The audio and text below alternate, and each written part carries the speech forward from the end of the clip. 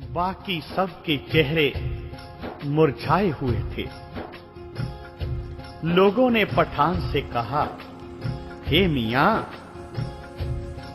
ये तुम्हारा गुलाम ही है जो खुश नजर आ रहा है, बाकी तो तमाम नर नारी दुखी हो रहे हैं। इस गुलाम को कहां से लाए हो?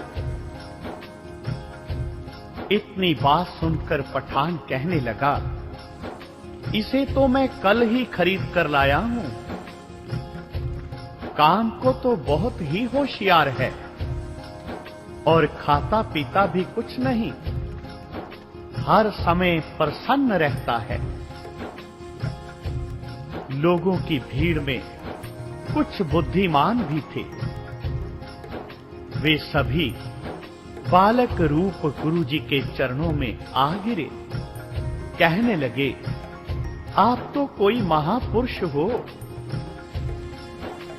आप हम पर कृपा करो, नहीं तो हम सभी पानी से प्यासे मौत के मुख में चले जाएंगे। तब गुरुजी ने कहा, देखो, यदि गुरु नानक मिशन को मानकर तुम शिष्य बन जाओ, तब तुमको पानी मिलेगा, जीवन मिलेगा। तब उन्होंने शिष्य होना माना। तब गुरुजी ने ख्वाजा खिजर को कहा कि अब इनको पानी दे दो। गुरुजी की आज्ञा मानकर ख्वाजा खिजर ने प्रत्येक कुएं में पानी भेज दिया। तब गुरुजी ने अपने आप को भी प्रकट किया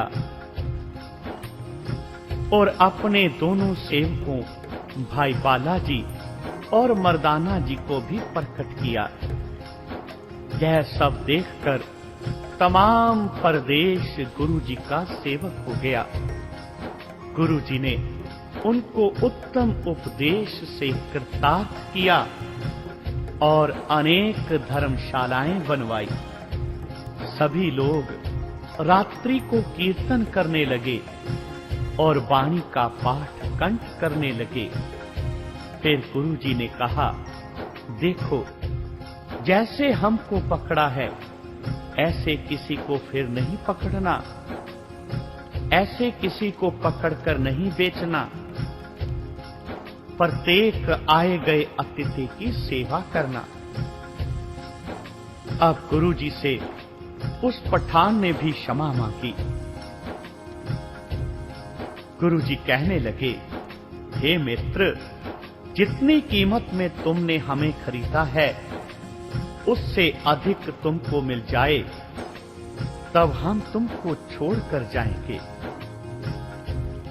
उस पठान ने बहुत अनुभव विनय की और कहा, हे महाराज, जो कुछ भी हमारा है तथा जो कुछ भी मेरे देशवासियों का है, सभी आपका है।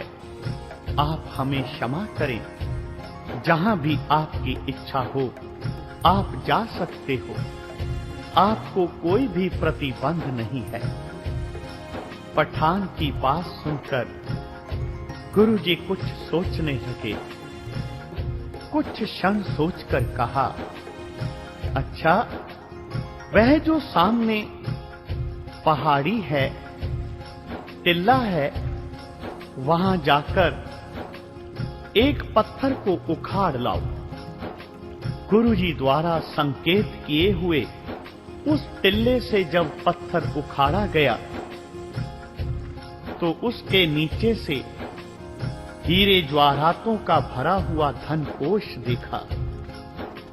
गुरुजी कहने लगे, जितना धन चाहो यहां से ले लो और हमें जाने दो। सभी नगरवासियों ने गुरुजी के चरणों पर गिरकर चरण वंदना की और फिर गुरुजी उस स्थान से आगे को रवाना हुए। एक बार वही रुहेला जो पहले गुरुजी को पकड़ कर ले गया था फिर आया।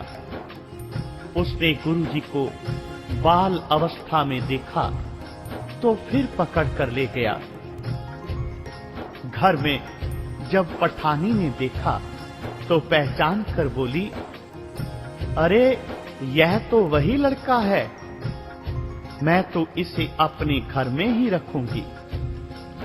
अब उस पठान ने सोचा कि मेरी औरत तो इस पर ही आसक्त हो रही है।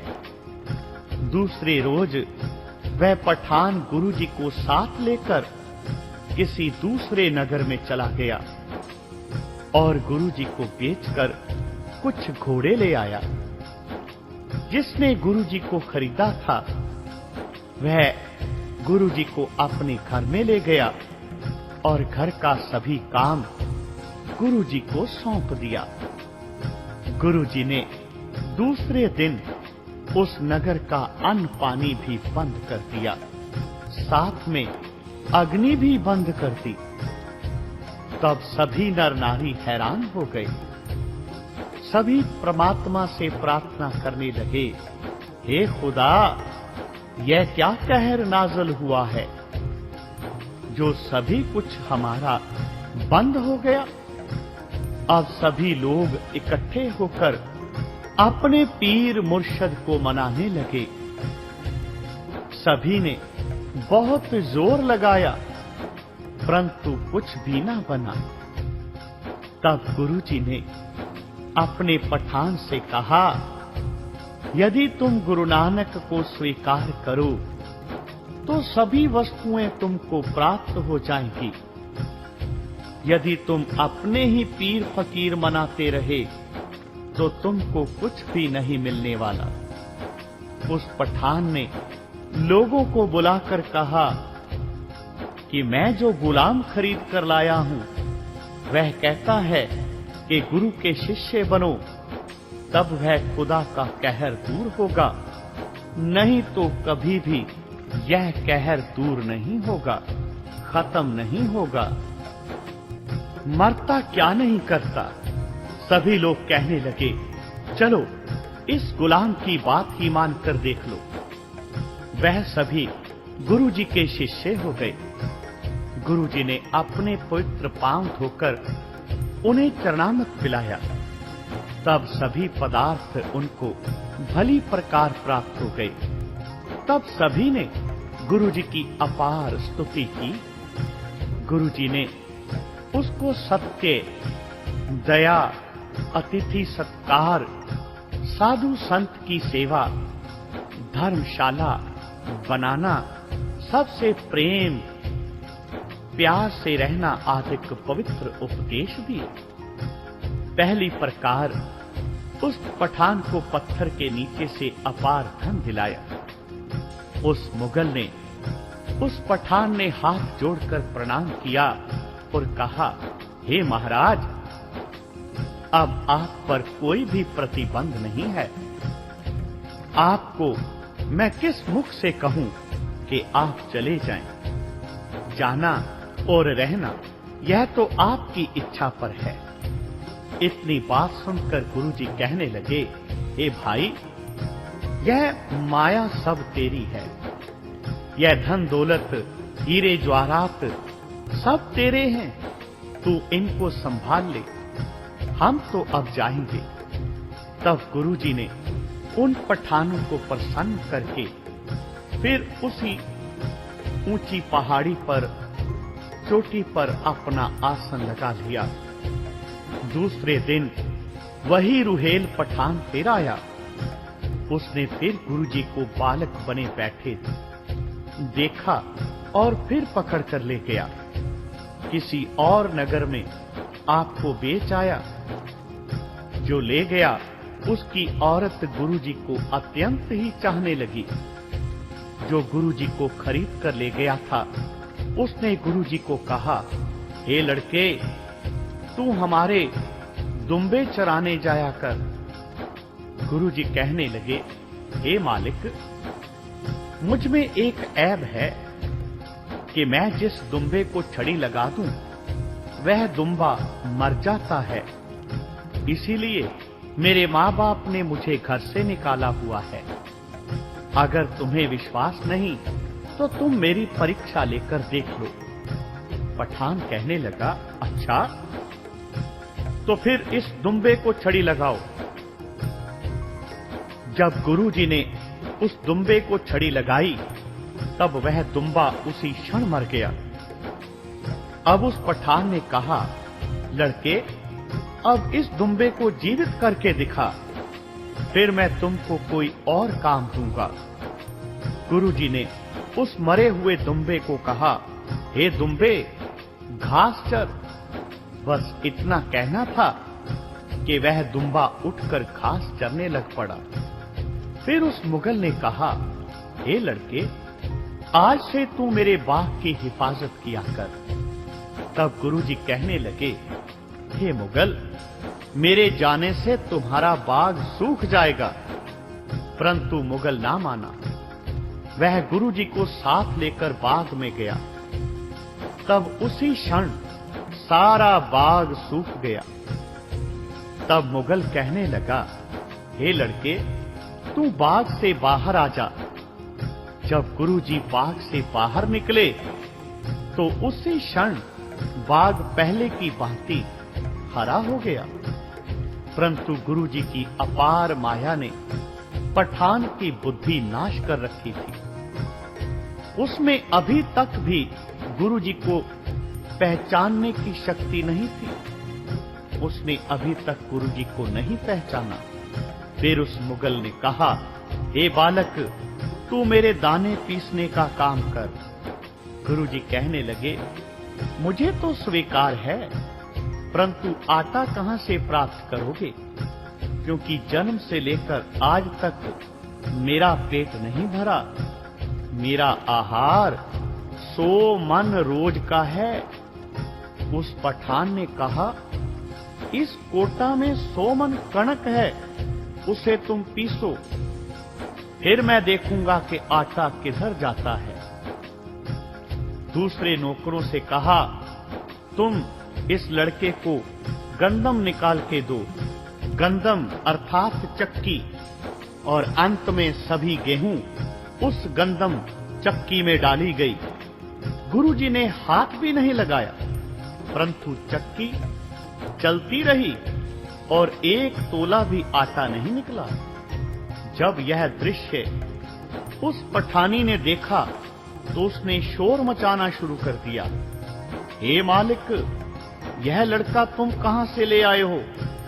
इसने तो हमारा घर ही तबाह कर दिया है।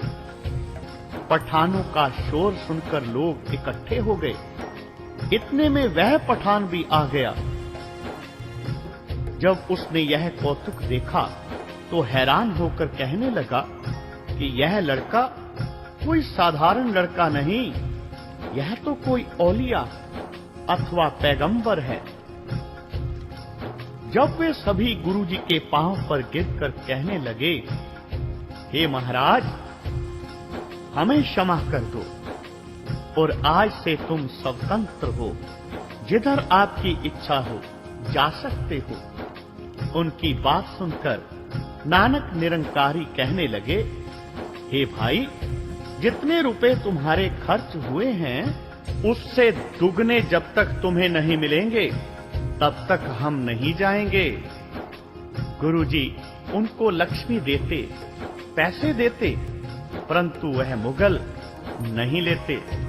फिर गुरुजी ने अपनी रोटी में एक लाल निकाल कर दिया और कहा कि यदि तुम्हें इस लाल का मूल्य कम मिले तो यह लाल मुझे वापस लौटा देना। वह लाल जो बहुत कीमती था उसे लेकर वह मुगल एक जौहरी के पास गया। उस जौहरी ने कहा, भाई, इसकी कीमत तो मेरे पास नहीं है, अपितु जितने रुपए तुमको दरकार हो सो ले जा सकते हो।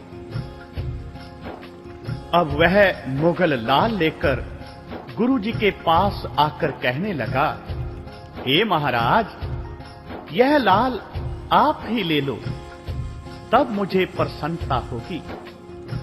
तब गुरुजी कहने लगे, हे भाई, आप तो लोगों को बेचकर पेट पूजा करते थे, जिससे तुम्हें नरक भोगना पड़ता था, परंतु अब तो उस परमात्मा की तुम पर कृपा हो गई है तथा तुमको लाल देकर वो कर्म से बचा लिया है।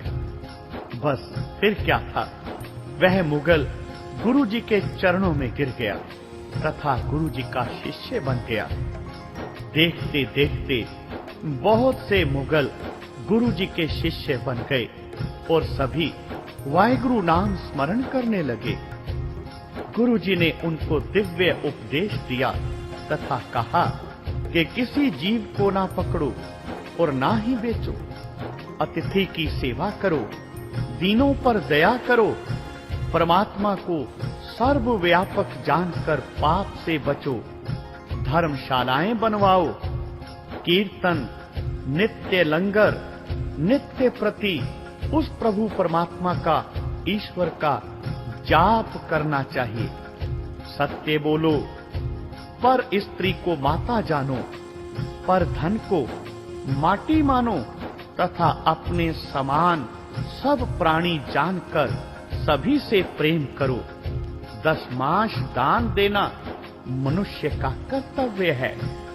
इस प्रकार परमोत्तम उपदेश देकर गुरुजी अपने दोनों सेवकों भाई बालाजी और भाई मर्दाना जी के साथ वहां से रवाना हुए। उनका कल्याण करके जगत के स्वामी गुरुजी फिर उसी स्थान पर जाकर अपना आसन लगाकर समाधि लीन हो गए। बोलो जी पाई जी वाहिगुरु वाहिगुरु वाहिगुरु।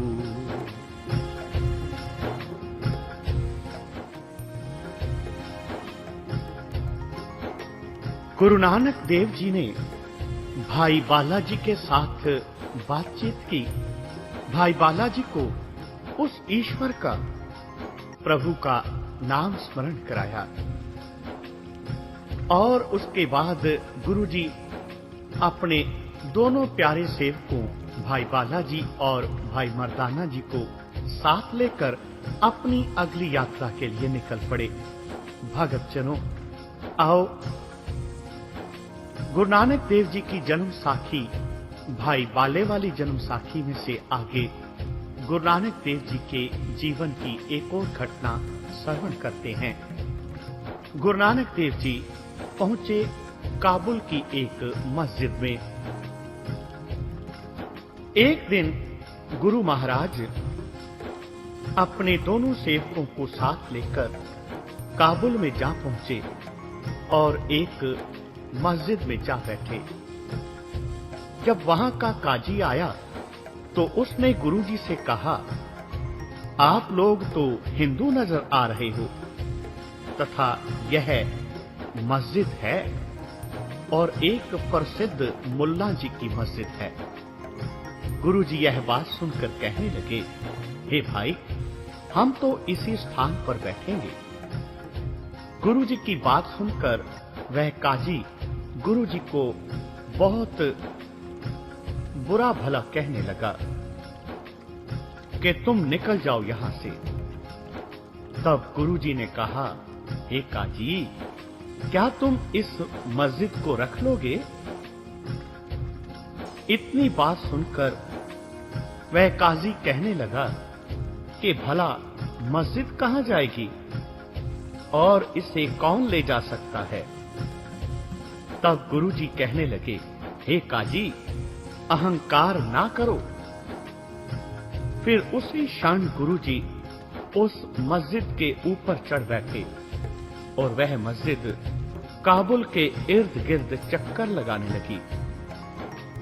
यह नजारा देखकर काबुल के निवासी हैरान हो गए। तब मस्जिद का स्वामी मुल्ला भी आ गया, देखकर हैरान हो गया और कहने लगा, हे मित्रों, यह तो कोई पहुंचा हुआ साधु कामल फकीर है और करामात का धनी है। यह कहकर कुछ आदमी साथ लेकर और अपने हाथ बांधकर प्रार्थना करने लगा, हे खुदा के दोस्त, तुमको जिसने जन्म दिया है वह माता धन्य है। उसी की दुहाई देकर प्रार्थना करता हूँ कि इस मस्जिद को वहीं खड़ी कर दो जहां यह थी।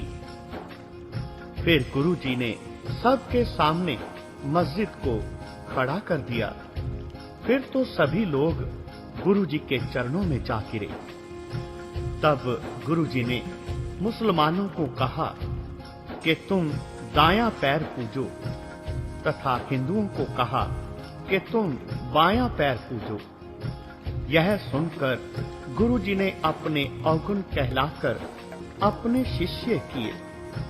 उन सब ने गुरुजी की आज्ञा का पालन किया तथा सबको कहा, तुम सत्य नाम का जप किया करो। फिर आपने एक पवित्र शब्द उच्चारण किया, मुल्ला दिल स्यों दिलह मिलाव, तब भेद साहिब का पावै, खालक खसम खैर अर खूबी, इस दिल में तस्बी तोसा, दिल दे अंदर चढ़ी शरीनी, शक्कर खंड समोसा, दिल में तालब तीरथ किया, दिल में मोहम्मद जाना, दिल में हसत हुसैन फातिमा, दिल ही में मौलाना, दिल में मेहर मोहब्बत काबा, दिल में गोर सतानी, एक हलाल दो दिल पीतर, खाए पछान पछानी, दिल में ज्ञान कथा और पूजा, दिल में रसूल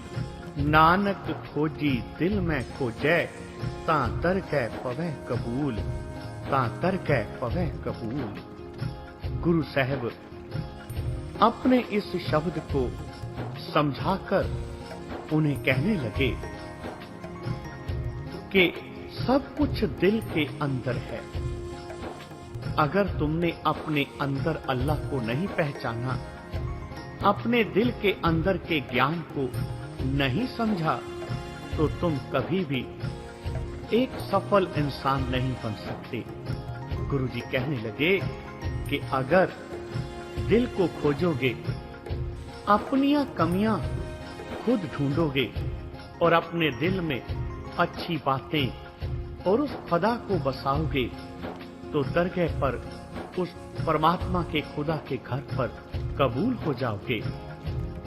फिर गुरुजी ने अपनी सूरत, अपनी शक्ल बड़ी अजीब सी बना दी, जैसे कोई नीम बैरागी सा होता है। एक पैर में बहुत बड़ी सी जूती तथा एक पैर में खड़ाऊं और ऊपर एक भगवी चादर ओढ़ ली। एक चादर कमर में बांध ली और सिर पर अजीब दस्तार पहन ली, मस्तक पर तिल लगा लिया। तब अपने मन की मौज से इधर उधर घूमने लगे और गले में अधूए रंग का चोला पहन लिया। गुरुजी को देखने वाले कुछ तो हिंदू कहते और कुछ मुसलमान समझते थे।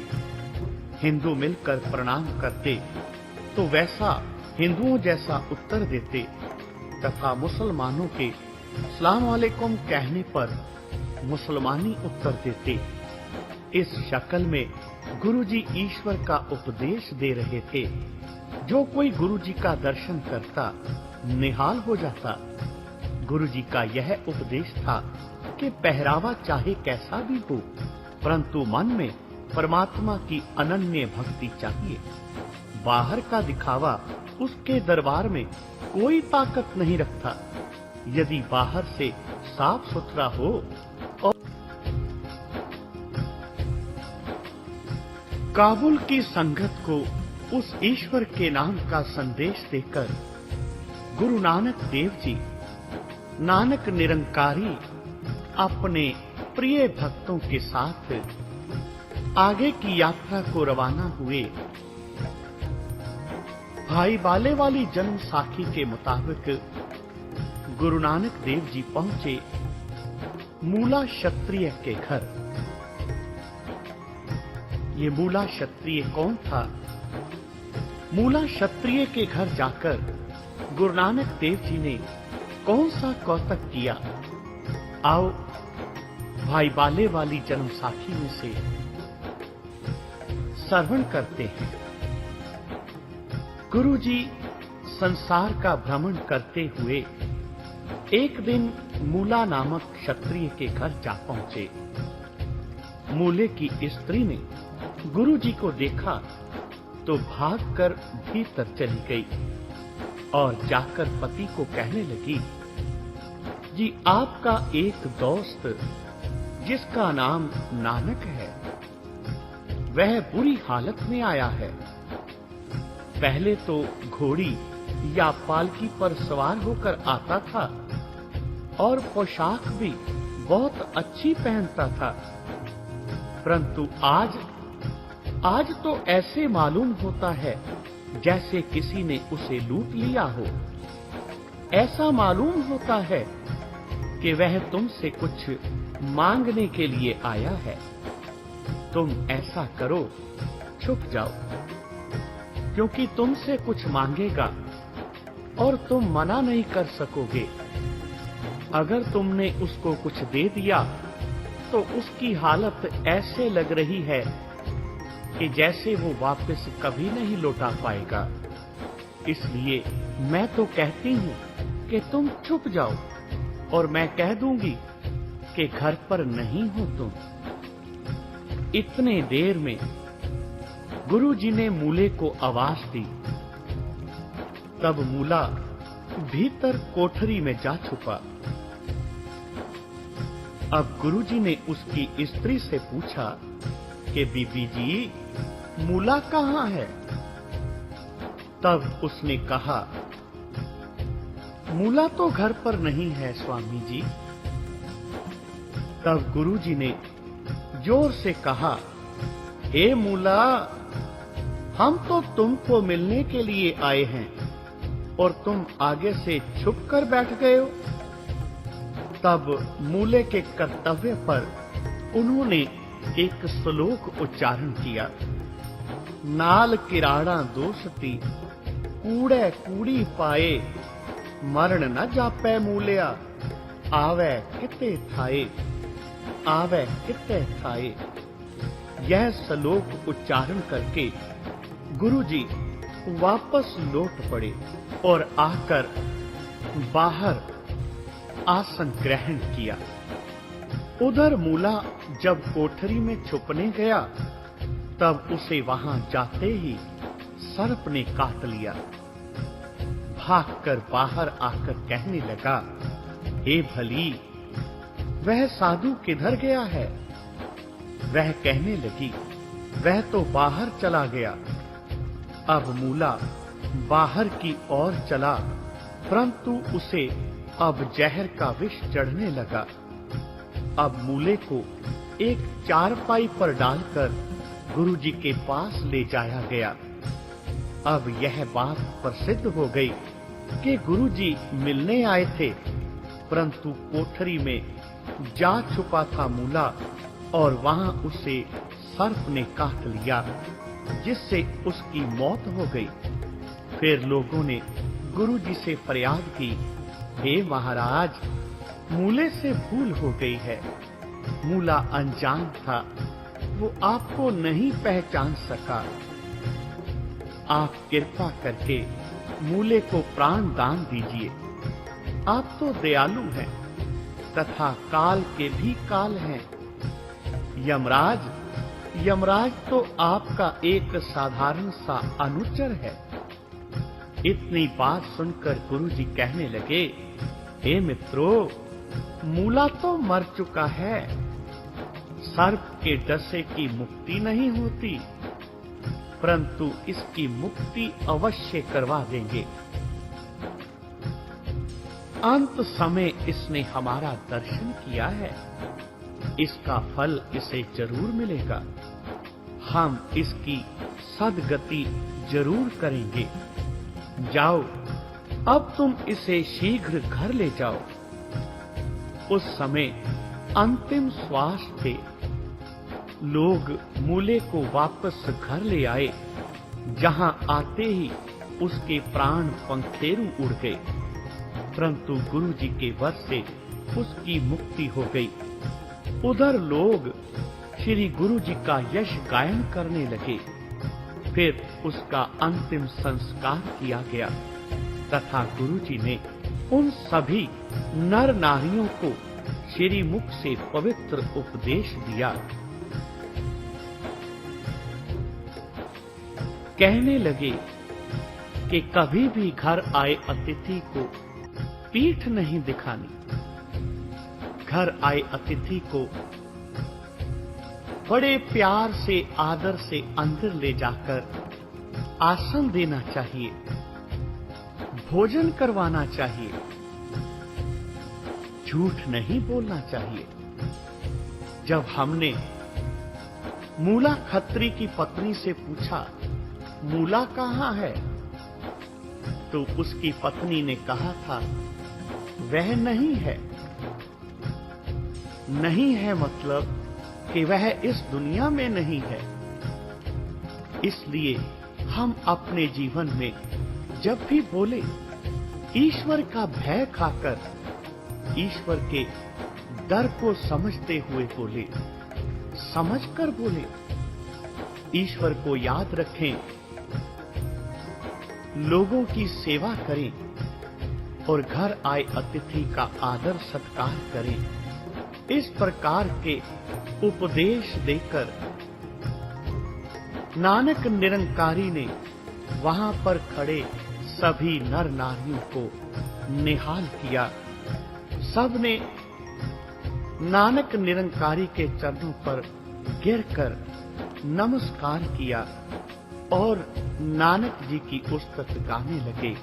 इस प्रकार गुरु नानक देव जी उस ईश्वर के नाम का संदेश देकर जीवन का सत्य उन्हें समझाकर अपने प्यारे सेवकों के साथ आगे को चल दिए।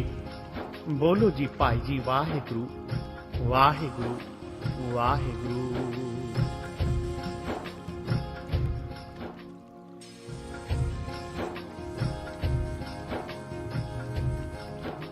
कलयुग अवतार गुरु नानक देव जी संसार का भ्रमण करते करते अपने अनंत सेवकों के साथ एक दिन सिंध नदी से 20 कोस की दूरी पर एक बड़ी भारी पहाड़ी के निकट जाकर, जहां हसन अब्दाल नगर है, वहां आसन लगाया। अपनी मर्यादा के अनुसार हसन अब्दाल के बाहर ही उन्होंने अपना आसन जमाया। तब भाई मर्दाना जी को प्यास लगी। भाई मर्दाना जी गुरु जी को कहने लगे, गुरु जी, मैं बहुत प्यासा हूं, मुझे बहुत प्यास लगी है। मर्दाना कहने लगा, गुरु जी, यहां पानी तो कहीं नजर नहीं आता, परंतु मुझे ऐसा लग रहा है कि अगर मुझे पानी नहीं मिला तो मैं जीवित नहीं बचूंगा। प्यास से व्याकुल हो रहा हूं। गुरु जी ने मर्दाने की ओर देखा और कहने लगे, मर्दाना जी, पानी चाहिए? वह जो सामने ऊंची पहाड़ी है, उस पर एक मुसलमान फकीर रहता है जिसका नाम है वली कंधारी। उसके पास बहुत पानी है और निकट आसपास कहीं भी पानी नहीं है। उसके पास जाओ, पानी की याचना करो और अपनी प्यास बुझाओ। तब वह तुझे मुसलमान भाई जानकर पानी पिला देगा। मर्दाना बहुत कठिनता से वली कंधारी के निकट गया। उसने अपने लिए एक पानी का कुंड भर रखा था। मर्दाने ने हाथ जोड़कर पानी मांगा। तब वली कंधारी ने उसे कहा, तू कौन है? कहां से आया है? प्यास का मारा चला आ रहा है। पहले इधर आने का कारण बता। यह भी बता कि तेरे साथ और कौन कौन है, तेरा नाम क्या है? तब मर्दाना कहने लगे, हे वली कंधारी जी, मैं मर्दाना हूं। मेरे गुरु नानक देव जी महाराज हैं, जिनको लोग सच्चा गुरु मानते हैं। हिंदू उन्हें गुरु कहते हैं और मुसलमान उनको पीर मानकर उनकी पूजा करते हैं। मैं उनके साथ हूं। हम कश्मीर की ओर जाते जाते इसी पहाड़ी के निकट, पहाड़ी के नीचे आकर बैठे हैं। मैं गुरु जी का मिरासी हूं। गुरु जी के साथ रहकर शब्द गाया करता हूं। इतनी बात सुनकर वली कंधारी क्रोध से जलकर कोयला हो गया। कहने लगा, हे मर्दाना, यदि तुम्हारा नानक इतना बड़ा है तो जहां बैठा है वहां पानी क्यों नहीं मंगवा लेता? प्यासे को पानी देना पुण्य है, परंतु मैं तुझे पानी नहीं दूंगा, क्योंकि तू एक मुसलमान है और तेरा गुरु एक हिंदू है। अपने गुरु को जाकर कह, वह तुझे स्वयं पानी मंगवा कर दे।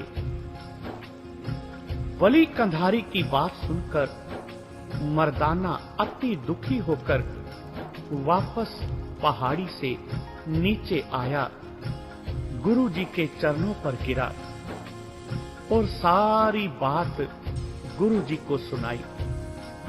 कहने लगा कि आपका यश सुनकर वली कंधारी बहुत दुखी हुआ है और पानी नहीं देता। गुरु जी कहने लगे, मर्दाना जी, पानी तो तुम्हें वहीं मिलेगा, क्योंकि यहाँ पानी नहीं है। वली कंधारी के पास पानी का कुंड है। तुम जाओ, बड़े प्यार से विनम्र होकर पानी मांगो। फिर मर्दाना वली कंधारी के पास गया। जाकर कहने लगा, हे पीर जी, मैं आपका इस्लामी भाई हूं। आप कृपा करो, मुझे पानी पिलाओ।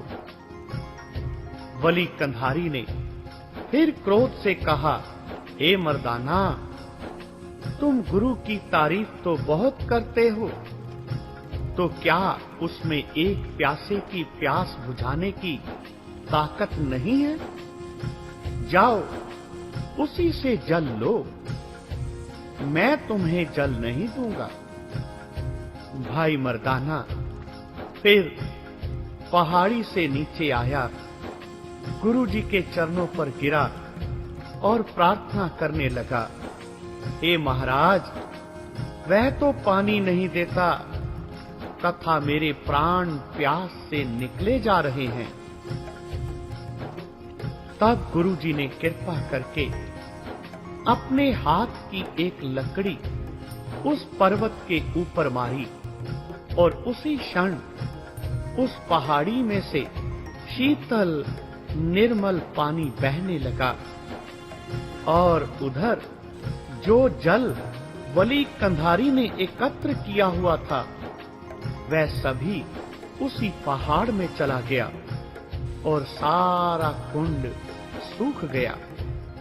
यह अवस्था देखकर वली कंधारी बहुत ही घबराया और कुपित होकर एक महान शिला अपने तप के बल से नीचे की ओर लुढ़का दी, जिधर गुरुजी ने आसन जमा रखा था। उधर ऊपर से शिला एक पहाड़ का टुकड़ा गिरता हुआ देखा।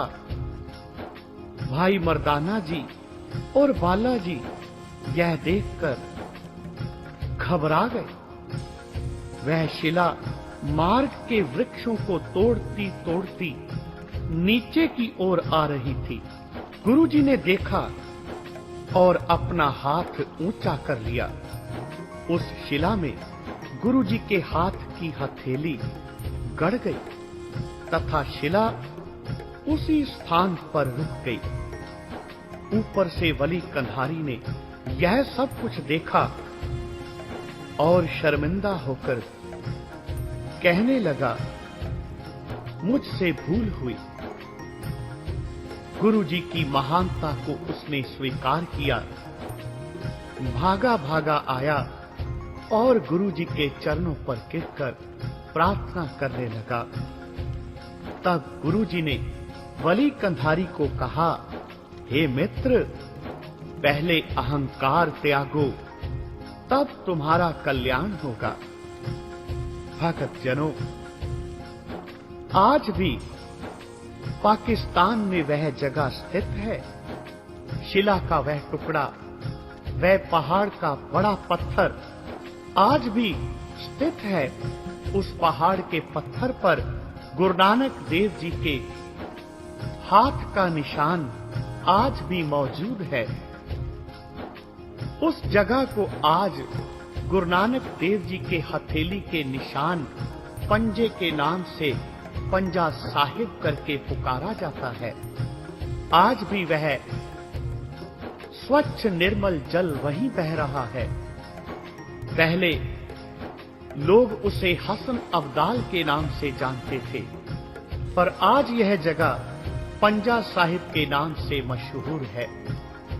वली कंधारी जो अहंकार में अंधा हो गया था, नानक निरंकारी ने उसे ईश्वर के नाम का संदेश दिया।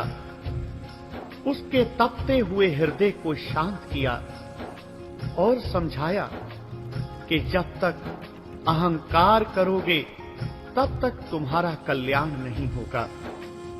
भक्ति तभी सफल है जब अहंकार खत्म हो।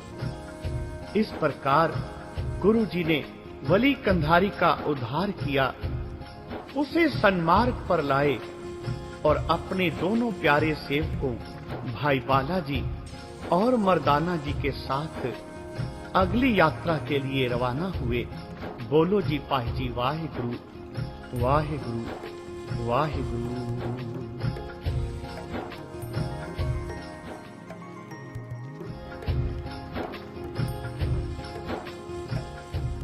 कलयुग अवतार गुरु नानक देव जी महाराज संसार के लोगों को उस ईश्वर के सच्चे नाम के साथ जोड़ते हुए, भटके हुए लोगों को सन्मार्ग पर लाते हुए उस ईश्वर के हुक्म की पालना कर रहे थे। अनेक दिशाओं की ओर, अनेक स्थानों की ओर गुरु साहब ने अपनी यात्रा निरंतर जारी रखी। भाई बाले वाली साखी में से आओ एक और साखी श्रवण करते हैं। जिस समय गुरु नानक देव जी अपने प्यारे भक्तों भाई बालाजी और मर्दाना जी के साथ कश्मीर में पहुंचे। कश्मीर में उन्होंने कौन सा कौतक किया, आओ श्रवण करते हैं। गुरुजी कश्मीर की अलौकिक मनोहर भूमि में जा पहुंचे। एक पर्वत पर गुरुजी ने आसन लगाया।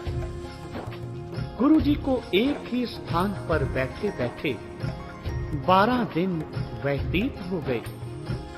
किसी ने जल तक भी नहीं पूछा। 13वें दिन एक अयाली पशु चारता चारता उधर आ गया और कहने लगा, मुनिवर आप कौन हैं? तब गुरुजी ने कहा, तुमको हम क्या नजर आ रहे हैं? गुरुजी की बात सुनकर अयाली कहने लगा, मुझे तो आप कोई भले पुरुष नहीं नजर आते, जो नगर से बाहर चोरों और डकैतों की भांति निवास कर रहे हो? यदि तुम साधु होते तो अवश्य किसी नगर में जाते। अय्याली की बात सुनकर गुरुजी कहने लगे, हे भाई, भले ही हम कोई हों, आप अपने घर को जाओ। हमसे उलझने का कोई भी लाभ नहीं।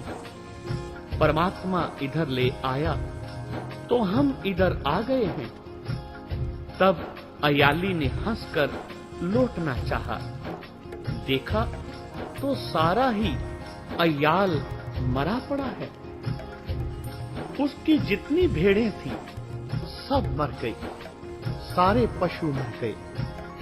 वह हैरान होकर कहने लगा, या खुदा, यह तो सभी अच्छे भले थे, अभी अभी इनको क्या हो गया? उसे ज्ञान हुआ। कहने लगा, लगता है यह सभी उसी फकीर की करनी का फल है। अब मैं उस साधु के निकट जाकर अपनी भूल की क्षमा मांगूंगा, नहीं तो मेरा बुरा हाल होगा, क्योंकि जिनके पशु हैं वह मुझे क्या कहेंगे और मेरी औलाद का पालन पोषण किस प्रकार होगा। यह विचार अपने मन में रखकर कश्मीरी ने आकर गुरुजी के चरण पकड़ लिए और क्षमा की प्रार्थना करने लगा। कहने लगा, हे गुरुदेव, आप तो बहुत कृपालु और दयालु लगते हैं, मेरी भूल की क्षमा कीजिए। इतनी बात सुनकर गुरुजी कहने लगे, हे भाई, अब क्या बात है? तब वह कहने लगा, हे दयालु जी, मेरा गुजारा इन भेड़ों को चरा चरा कर ही होता है। मेरी सारी भेड़ें कुछ समय पहले अच्छी भली थी। जब मैंने आपका दीदार किया, जाकर देखा तो सभी मरी पड़ी हैं। अब मैं घर जाऊं तो इन भेड़ों के मालिक को क्या कहूं? वो तो मेरा बहुत ही बुरा हाल करेगा। मैं निराश होकर आपकी शरण में आया हूं। आप उस परमात्मा के प्यारे हैं, दयावान हैं। अब आप ही कृपा करो। उसका गिड़गिड़ाना देखकर दयालु गुरुजी के मन में दया आ गई और कहने लगे, हे भाई, तू प्रत्येक भेड़ के कान में धन्य श्री वाहिगुरु यह शब्द कह। गुरुजी की बात मानकर उस अय्याली ने इसी प्रकार गुरुजी की आज्ञा का पालन किया तो हर एक एक भेड़ उठकर चरने लगी। इसी प्रकार वह सावधान हो गई। अय्याली हैरान होकर गुरुजी के चरण पकड़कर कहने लगा, हे अंतर्यामी, आप मेरे पर मेहर करो। फिर वह अय्याली सारी रात गुरुजी की सेवा में रहा। उधर दूसरा दिन निकल आया। भेड़ों के मालिक ने सोचा कि कल का अय्याली गया हुआ अभी तक नहीं लौटा, चलकर पता करूं क्या हुआ है, सब ठीक तो है। उसने वहां आकर देखा तो भेड़ें चल रही थी और अय्याली गुरुजी की सेवा में लगा हुआ था। उसने भी गुरुजी को प्रणाम किया। गुरुजी को भगवान की ईश्वर की मस्ती में मस्त देखा तथा अय्याली भी उसी मस्ती में मस्त था। उसने गुरुजी से कहा, हे महाराज, यह अय्याली और भेड़ें सभी रात्रि के समय घर पर आ जाया करते थे, परंतु इस रात्रि को नहीं आए। मैं इसकी भाल करते करते इधर आया हूं। इसी बहाने मुझे आपके पवित्र दर्शन हो गए हैं। इतनी बात सुनकर अय्याली कहने लगा, हे मालिक, यह जो संत जी हैं यह तो साक्षात ईश्वर का रूप है। परमात्मा इनके घर में है। शायद आपको कोई संदेह हो। यदि हो तो मेरी बात सत्य मानो और यकीन करो। उसने कहा कि हे अय्याली, तू जो इस संत की स्तुति करता है, सो तुझको यह ज्ञान किस प्रकार आया? तब अय्याली ने सारी बात उसे सुनाई, जिस प्रकार वह गुरु जी के निकट आया और कहा कि तुम कोई चोर या डाकू हो। फिर भेड़ों का मरना और भेड़ों का जीवित होना, सभी बात विस्तार से कही। तब गुरु जी ने कहा कि अब तुम अपनी भेड़ें ले जाओ। तब वह मालिक अपने सारे पशु वहां से ले गया। अब सारे नगर में यह चर्चा होने लगी कि यह जो साधु है वह परमेश्वर का ही रूप है, तथा यहाँ के लोगों ने उनको पानी तक भी नहीं पूछा। तब सभी लोग गुरु जी के चरणों में आ पड़े और क्षमा प्रार्थना करने लगे। हे महाराज, हमने आपकी सेवा कुछ भी नहीं की। हम बहुत ही पापी और अधम हैं। आप दयालु हो। हम आपके बच्चे हैं। माता पिता और गुरु हमेशा संतान पर कृपा करते हैं, सो आप कृपा करो। तब दयालु गुरु जी ने उनकी बुराई क्षमा कर दी और उनको उत्तम उपदेश दिया तथा नाम जपने का पवित्र उपदेश दिया और उनको नेक रास्ते पर डाला। वह सभी गुरु जी के शिष्य बन गए। एक साधु कश्मीर में निवास करता था। उसने गुरु नानक देव जी महाराज की स्तुति सुनी। उसने गुरु जी के दर्शन की लालसा की। उस पंडित ने गले में शालग्राम की प्रतिभा धारण की थी तथा पूजा का सामान सदैव उसके बगल में रहता था। वह कट्टर सनातन धर्मी हिंदू साधु था। उसने श्री गुरु नानक देव जी महाराज को राम राम कहा और आसन पर बैठ गया।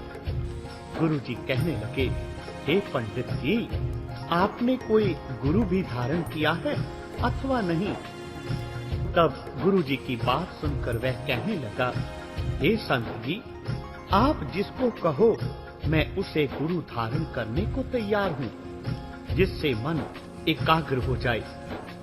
तब गुरु जी कहने लगे, पंडित जी, मन तो गुरु धारण किए बिना कभी एकाग्र नहीं होता, तथा आपने जो गुरु के लिए पूछा है, सो आप उद्यान में चले जाओ। वहाँ साधु मिलेंगे, उनसे भली प्रकार गुरु का पता मिल जाएगा। अब वह पंडित वन की ओर गया। वहाँ उसे 4 साधु बैठे हुए मिले। नमस्कार करके वह एक और बैठ गया।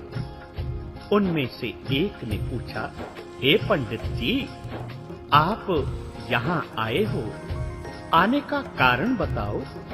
तब उसने कहा, मैं गुरु की तलाश कर रहा हूँ।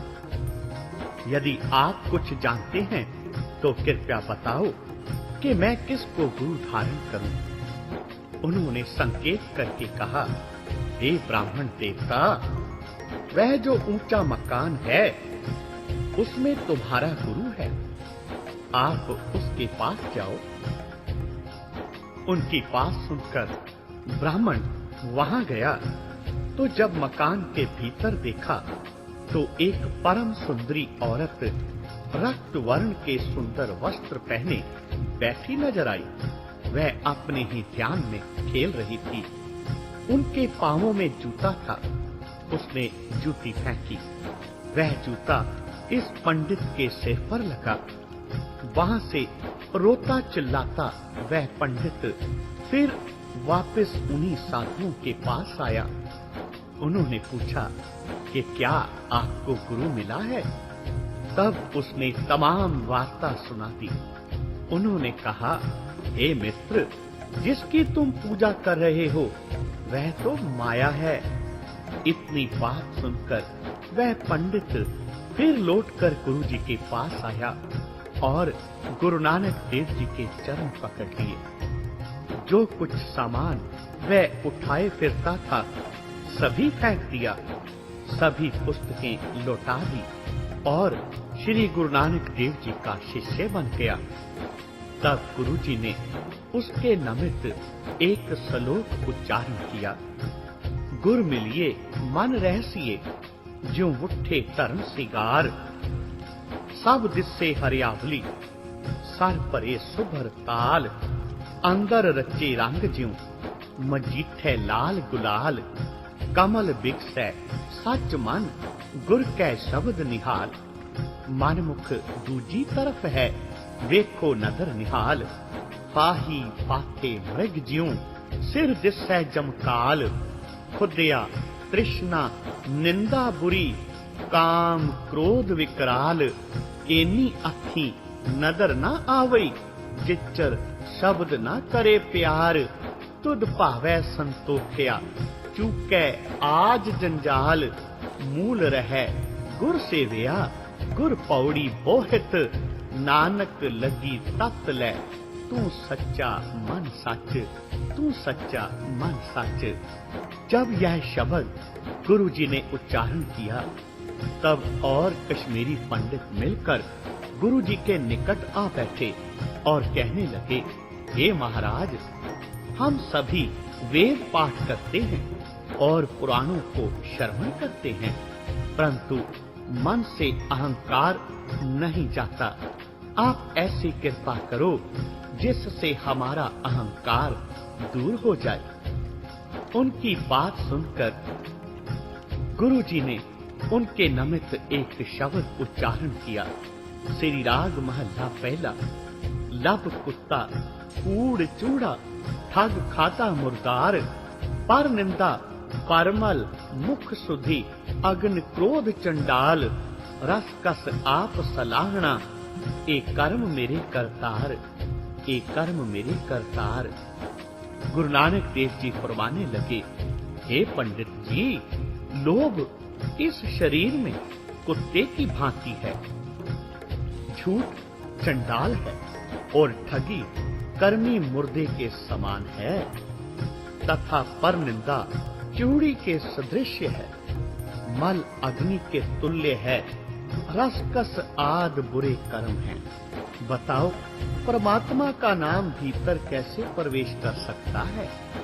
भगत जनों, जब तक सत्संग नहीं होगा तब तक मन की शुद्धि नहीं हो सकती। उत्तम कर्म करने वाला उत्तम होता है तथा नीच कर्म करने वाला नीच कहलाता है। हे पंडित जी, नाम स्मरण करने से तथा नाम जपने से एवं मनन करने से शरीर में शांति का वास होता है और वही मुक्ति को प्राप्त होता है। गुरु जी की यह बात सुनकर पंडित जी श्री गुरु जी के चरणों पर पड़ गए और गुरु जी के शिष्य हो गए। गुरु जी ने फरमाया, हे मित्र, विद्या का अभिमान नहीं करना, संतों की सेवा, अतिथि सम्मान सदैव करना, क्योंकि यह उत्तम कार्य है। नाम जपना, दान करना, मिथ्या भाषण नहीं करना, यह परम धर्म कहा है। यह कहकर गुरु जी अपने प्रिय सेवकों के साथ अपनी अगली यात्रा की ओर रवाना हुए। बोलो जी पाई जी वाहिगुरु वाहिगुरु वाहिगुरु।